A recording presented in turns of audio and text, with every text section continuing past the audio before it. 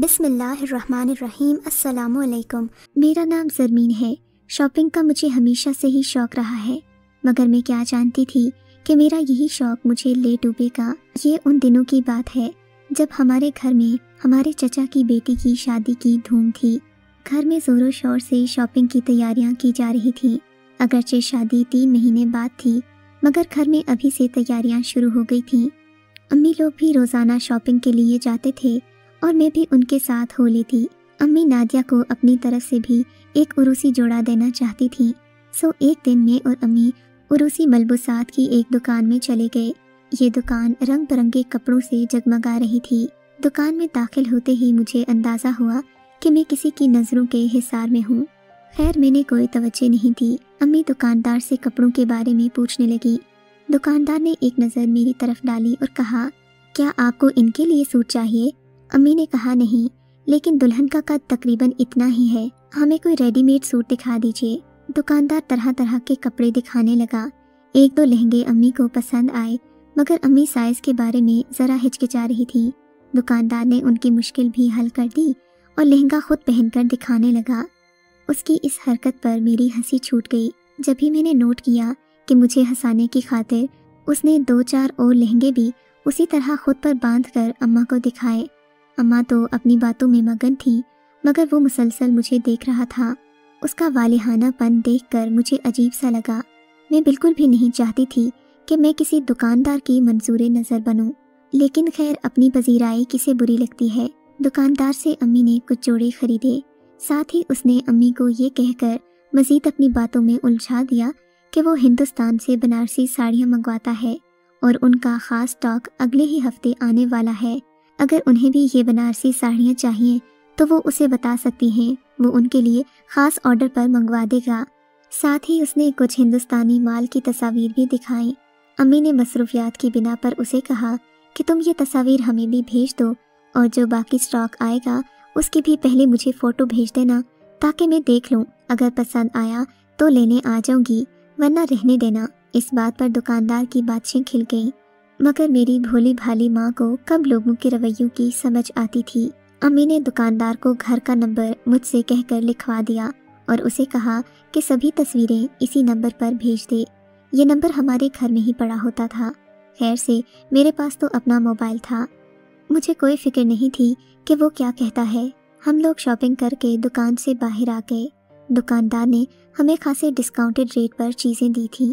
اگلے 2-3 دن تک امی مجھ سے پوچھتی رہیں کہ دیکھو دکاندار کا اگر میسج آیا ہے تو مجھے وہ تصاویر دکھا دینا۔ امی کو فون استعمال کرنا زیادہ نہیں آتا تھا، میں ہی ان کا ان باکس چیک کرتی رہتی۔ تقریباً 2 دن گزرے تھے کہ امی کے واٹس ایپ پر ایک میسج آیا۔ اسی نمبر سے کچھ تصاویر موصول ہوئی تھیں جو کہ خوبصورت ساڑیوں کے ڈیزائن تھے۔ امی کو یہ ملبوسات بہت ہی اچھے لگے۔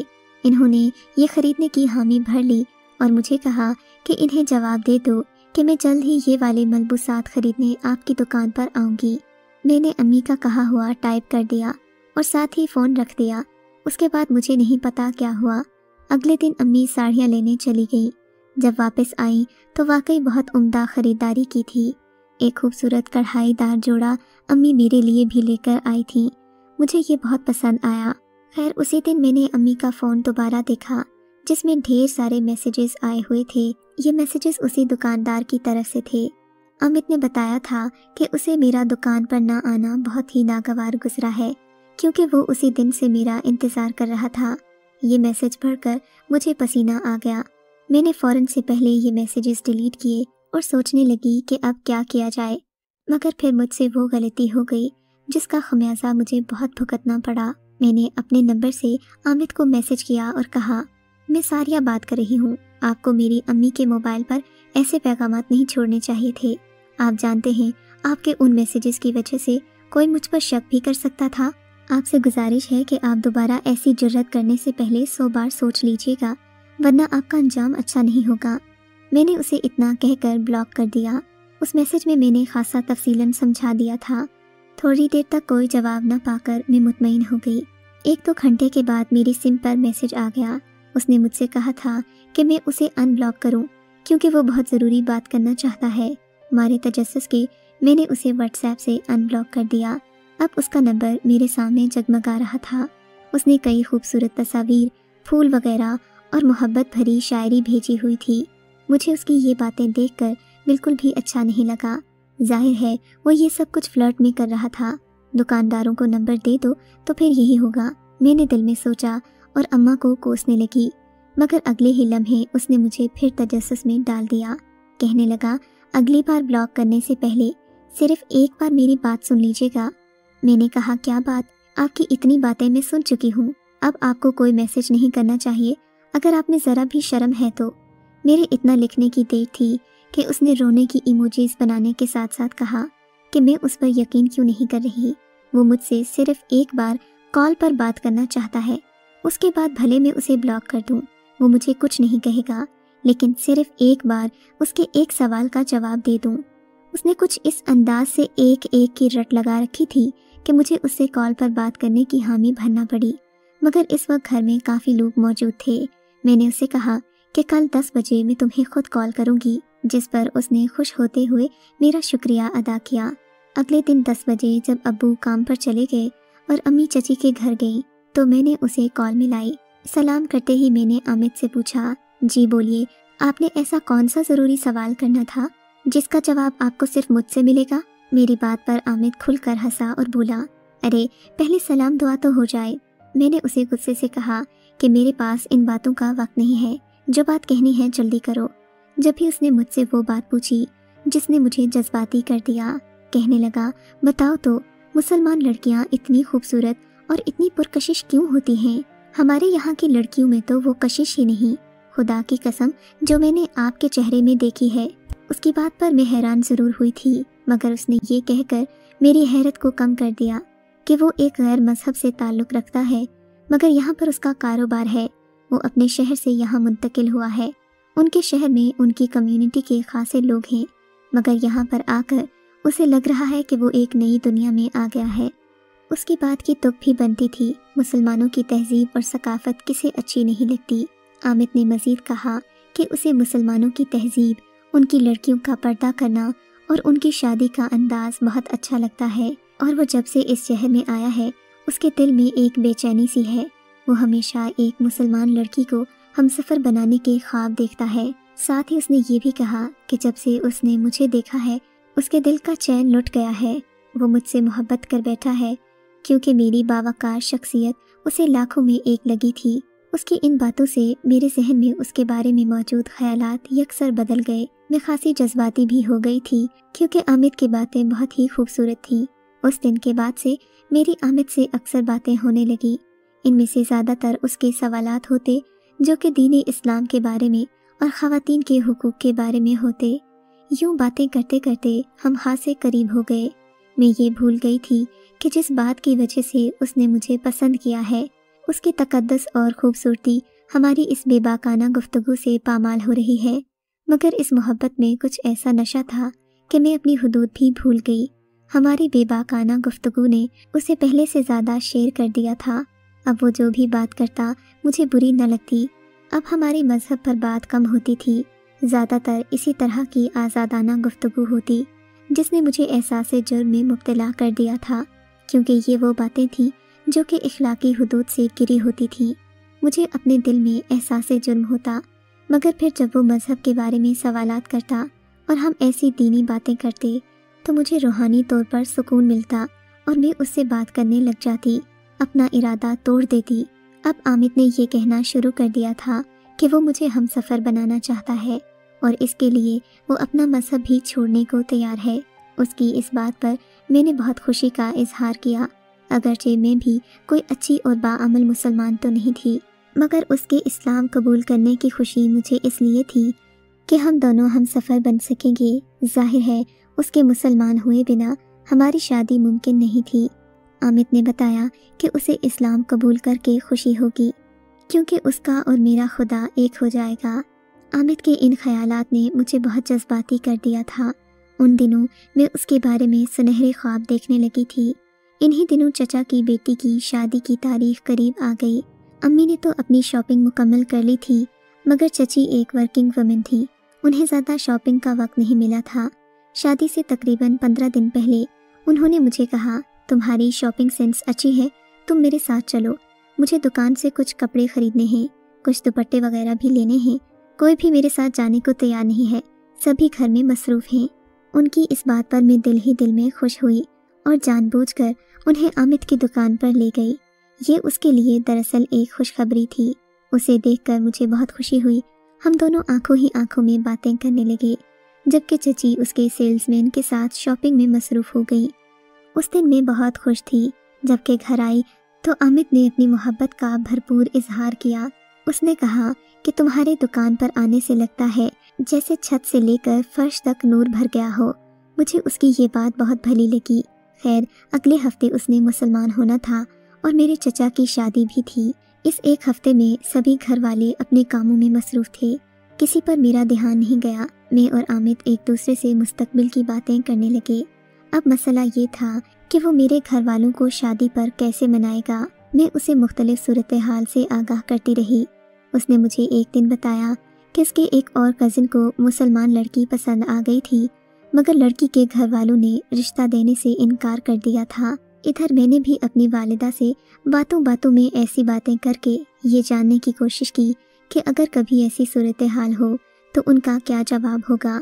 मेरी अम्मी की बातों से मुझे अंदाज़ा हो गया था कि हमारे घर में आमिद से शादी का सवाल ही पैदा नहीं होता। मैं बहुत मायूस हो गई थी। मैंने ये बात आमिद को भी बताई। उसकी तरफ से भी वही मायूसी वाला जवाब था।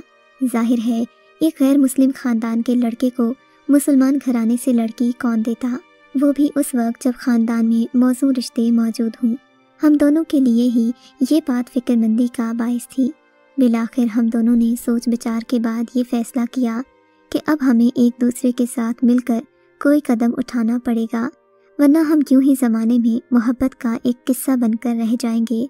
मैंने इस बात से इत्तेफाक किया, मगर अब मसला ये था कि मैं आमिद के साथ घर से कैसे जा सकती हूँ, क्योंकि ये बहुत इंतहाई कदम होगा। उसके बाद वापसी के तमाम दरवाजे मुझ पर बंद हो जाएंगे। ऐसा करना मेरे माँ बाप के लिए बड़ी ही बेइज्जती की बात था। मगर फिर अपनी हराम मोहब्बत में हमने एक बार फिर मजहब का सहारा लिया कि इस्लाम में लड़के लड़की को पसंद की शादी की इजाज़त है। मैं शायद भूल गई थी कि पसंद की शादी की इजाज़त है, घर से भागने की नहीं। मोहब्बत की पट्टी आंखों पर ऐसी बंधी कि मैंने आमिद के साथ घर से भागने की हामी भर ली। इस मकसद के लिए मैंने चचा की बेटी की शादी का दिन मुंतखब किया, क्योंकि ये वो वक्त था जब मैं घर से 2-3 घंटे के लिए बाहर जाती भी तो किसी को मेरी गैर मौजूदगी का इल्म न होता, और जब तक किसी को पता चलता मैं घर से जा चुकी होती। लिहाजा इसी मंसूबे पर कारबंद होते हुए मैंने आमिद से कह दिया कि तुम निकाह की तैयारी करो, क्योंकि मेरे आने का इरादा पक्का है। उस एक हफ्ते में मैंने अपने माँ बाप की खूब फर्मा बरदारी की, सभी बहन भाइयों से प्यार से बात करती। जाहिर है, मेरे जाने का वक्त हो गया था। मैं सभी से ऐसे रहती जैसे मैं यहाँ की कोई मेहमान हूँ। सब लोग मेरे रवैये पर हैरान तो थे, मगर मैंने किसी को एहसास नहीं होने दिया। वो दिन भी आ गया जब मुझे आमिद के साथ एक नई राह का इंतखाब करना था। मैं दिली तौर पर बहुत जज्बाती महसूस कर रही थी, क्योंकि आमिद मेरी वजह से मुसलमान हुआ था। उसने अपना मजहब छोड़ा था, मैं कैसे उसे बीच राह पर छोड़ सकती थी। उसने कहा था कि अगर मैंने उसे छोड़ दिया तो वो वापस अपने मजहब पर पलट जाएगा, क्योंकि वो ये मजहब मेरी मोहब्बत में अपना रहा है, और ये मोहब्बत अगर उससे छिन गई तो वो कहीं का नहीं रहेगा। खैर, जिस दिन चचा की बेटी की शादी थी, उसने मुझे बताया कि वो ब्यूटी पार्लर के बाहर मुझे लेने के लिए आ जाएगा। मैं भी खूब अच्छी तरह तैयार हुई, अपने आप को एक स्याह चादर में ढक लिया और आमिद के आने का इंतज़ार करने लगी। मेरी कज़िन पार्लर में बैठी हुई थी। उसकी तैयारी में 3-4 घंटे का वक्त था। मैंने उसे बताया कि मैं अपनी एक सहेली से मिलने जा रही हूँ। उसने किसी किस्म के रद्द-ए-अमल का इजहार नहीं किया। वो इत्मीनान से बैठी रही और मैं आमिद के साथ उसकी गाड़ी में बैठकर उसके नए घर तक आ गई। उसने बताया कि ये घर उसने पिछले हफ्ते ही लिया है। आमिद का हुलिया भी बिल्कुल बदला हुआ था। उसके चेहरे पर दाढ़ी थी और लिबास भी मुख्तलिफ था। उसने मुझे बताया कि अब हमारा बाकायदा निकाह होने वाला है, क्योंकि वो इस्लाम कबूल कर चुका है। आमिद की बात पर मैं मुतमईन हो गई। वो मुझे अपने घर लेकर गया। उसने बताया कि ये घर उसने 1 हफ्ता पहले लिया है, सो इसमें कोई सामान वगैरह नहीं है। मुझे भी सामान की कहाँ परवाह थी। मैं तो उसका साथ मिलने पर खुश थी। उस वक्त मुझे अपना आप इस्लाम की मुजाहिदा लग रहा था, जिसकी मोहब्बत में एक गैर मुस्लिम ने अपना मजहब छोड़ा था। खैर, शाम के तकरीबन 6 बजे कुछ लोग हमारे घर में आए। आमिद ने मुझे एक कागज़ ला कर दिया जिस पर मैंने दस्तखत किए। उसने कहा कि हमारा निकाह हो चुका है। आमिद ने अपना नया नाम आमिर रखा, जो कि उसके पुराने नाम से मिलता जुलता था। हम दोनों एक दूसरे को पाकर बहुत खुश थे। इस घर में सामान न होने के बराबर था, मगर यहाँ हर तरफ खुशियाँ फैली थीं, जिससे मुझे ये घराना जन्नत का टुकड़ा लग रहा था। एक हफ्ता यूं ही खुशियों में गुजर गया। मैं नहीं जानती मेरे घर वालों पर क्या गुजरी होगी। मैं तो इत्मीनान से आमिद के साथ ज़िंदगी गुजार रही थी। मैंने तो इस बात की परवाह भी नहीं की कि आमिद नमाज नहीं पढ़ता, ना ही कुरान पाक को हाथ लगाता है। कभी कभी उसके मुंह से शराब की बू भी आती थी। उसने मुझे ये कहकर मुतमईन कर दिया कि अभी वो नया नया मुसलमान हुआ है, सो उसे इन चीज़ों के लिए पाबंद न करूं, वरना उसका दिल उठ सकता है। मैंने भी उस पर सख्ती नहीं की कि चलो खुद ही वक्त के साथ समझ जाएगा। वैसे भी नमाज की पाबंदी में खुद भी नहीं करती थी, तो उसे क्या कहती। यूं ही दिन गुजरते गए। तकरीबन 1 महीना हुआ था कि एक दिन शाम को दरवाजे पर दस्तक हुई। उस दिन आमिद घर नहीं आया था। मैंने दरवाज़ा खोला तो सामने अजीबोगरीब मूंछों वाला एक शख्स खड़ा था। कहने लगा, बीबी क्या किराया नहीं देना? आमिद ने तो मुझसे कहा था कि वो आज किराया दे देगा। उसने गरजदार आवाज़ में कहा तो मैं सहम कर रह गई। मैंने कहा, आप उनके आने का इंतज़ार करें, वो आ जाएंगे तो उनसे किराया ले लीजिएगा। कहने लगा, ठीक है, मैं 3 दिन बाद दोबारा आऊँगा। अगर किराया ना मिला तो यहाँ से सामान उठाकर फेंक दूँगा। मुझे आज पहली बार आमिद पर हैरत हुई। उसने मुझसे झूठ बोला था। मैं उसका इंतज़ार करने लगी कि वो आएगा तो उससे इस बारे में मालूम करूँगी। उसने तो कहा था कि ये मकान वो ख़रीद चुका है, मगर उसने ना आना था और ना आया। मैं उसका इंतज़ार करती रह गई। रात से सुबह हो गई और सुबह से अगली शाम हो गई, मगर आमिद का कोई अता पता नहीं था। उसका नंबर भी बंद जा रहा था। मैंने उससे राब्ता करने की बहुत कोशिश की, मगर मुझे कोई जवाब न मिला। जब भी मेरे जहन में खटका हुआ, मैंने अलमारी वगैरह चेक की तो उसमें उसने कोई भी कागजात, सामान या फिर 1 रुपया भी नहीं रखा था। अपनी सभी चीज़ें, अशिया लेकर वो अपना सब कुछ लेकर यहाँ से जा चुका था, जबकि मैं इस मालिक के मकान की कर्जदार हो गई थी। इससे पहले कि मोहल्ले में मेरा तमाशा बनता, मैं वहाँ से रोती धोती निकली और फ़ौरन एक रिक्शे पर बैठ गई। पिछली 2 रातें अकेली काट कर मुझ पर वैसे भी वहशत तारी हो चुकी थी। मैं रिक्शे में बैठते ही रोने लगी। रोते रोते घर पहुँच गई। रिक्शे का किराया भी मेरे पास नहीं था। घर के पास रिक्शा रोक कर मैंने उस रिक्शे वाले से कहा कि तुम रुको, मैं किराया लेकर आती हूँ। मैंने घर का दरवाज़ा खटखटाया तो मेरी माँ ने दरवाज़ा खोला। अम्मा को देखते ही मैं उनके गले लग गई। चूँकि मैंने कभी इस किस्म के ख्यालात का इजहार नहीं किया था, सो अम्मा को यही लगा कि मुझे किसी ने अगवा किया था या फिर मैं किसी हादसे का शिकार हुई हूँ। शुक्र है कि मैंने घर में ख़त छोड़ने वाली बेवकूफ़ी नहीं की थी। मेरे घर वालों को यकीन हो गया कि मैं वाकई किसी हादसे का शिकार हुई थी, मगर ज़माने वाले कब किसी लड़की की पारसाई का यकीन करते हैं। सो मुझे ही गुनहगार ठहराया गया। मैंने भी किसी को नहीं बताया कि मुझ पर क्या बीत चुकी है, मैंने क्या किया और क्या नहीं। मेरा तार तार दामन किसी की नज़रों में न आ सका। मैंने अल्लाह से रो रो कर अपने गुनाहों की माफ़ी मांगी, मगर पूरे मोहल्ले में हमारे घर की बदनामी हो चुकी थी। इन्हीं दिनों माँ बाप अरसल के रिश्ते पर गौर कर रहे थे। वही अरसल जिसे माँ बाप ने ठुकरा दिया था, जिनके मुताबिक इससे मेरा कोई जोड़ नहीं बनता था। अब भी वो लोग हमारी दहलीज पर बैठे मेरे रिश्ते के तलबगार थे। अम्मी अब्बू ने गौर किया इस रिश्ते में कोई बुराई नहीं थी, और वो भी ऐसे वक्त में जब कोई और मुझे कबूल करने पर आमादा नहीं था, क्योंकि सभी को मेरे किरदार पर शक था। बल्कि अरसल की माँ ने भी अब ये रिश्ता तोड़ने का उंदिया दे दिया था, मगर ये अरसल की मोहब्बत थी जिसने आंटी को मजबूर कर दिया, और यूँ मेरा रिश्ता अरसल के साथ हो गया। अब्बा ने अगले ही हफ्ते सादगी से मेरा निकाह कर दिया। मैं अरसल की दुल्हन बनकर उसके घर तो आ गई, मगर सभी की आंखों में मेरे लिए नफरत और अजीब सी हकारत थी, जिसे देखकर मैं ज़मीन में गड़ी जा रही थी।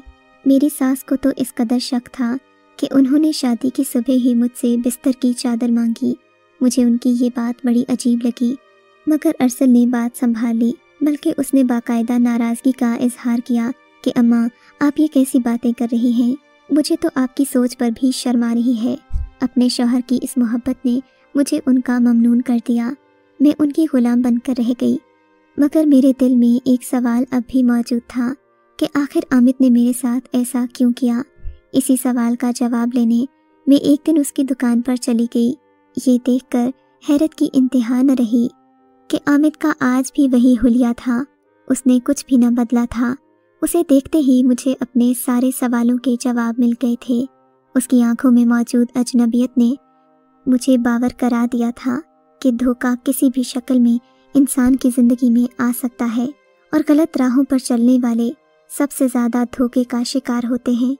वो तो अल्लाह ने मेरी इस नीयत का मान रख लिया जो मेरे दिल में मौजूद थी और मुझे रुस्वा और बर्बाद होने से बचा लिया, वरना खुदा जाने मेरा क्या बनता, क्योंकि जो गलती मैंने की थी वो बहुत संगीन थी।